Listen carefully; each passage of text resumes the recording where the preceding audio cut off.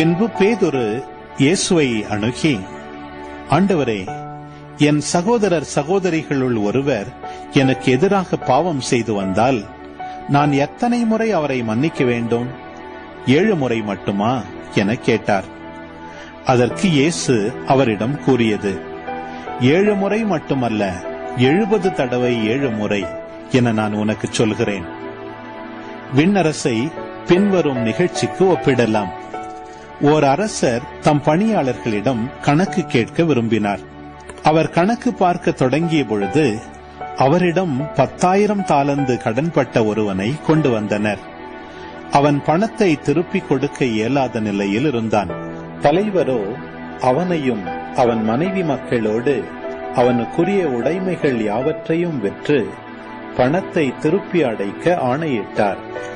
உடனே அப்பணியாள் அவர் காலில் விழுந்து பணிந்து, என்னை பொறுத்தருள்க, எல்லாவற்றையும் உமக்கு திருப்பி தந்து விடுகிறேன் என்றான்.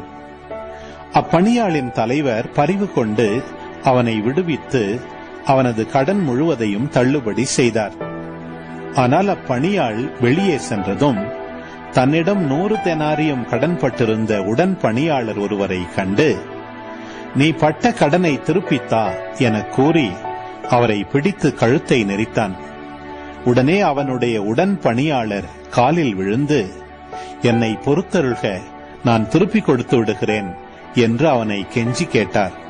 ஆனால் அவன் அதற்கு இசையாது கடனை திருப்பி அடைக்கும் வரை அவரை சிறையில் அடைத்தான்.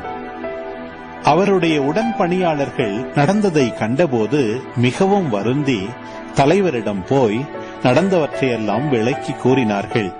அப்போது தலைவர் அவனை வரவழைத்து, பொல்லாதவனே, நீ என்னை வேண்டிக் கொண்டதால் அந்த கடன் முழுவதையும் உனக்கு தள்ளுபடி செய்தேன்.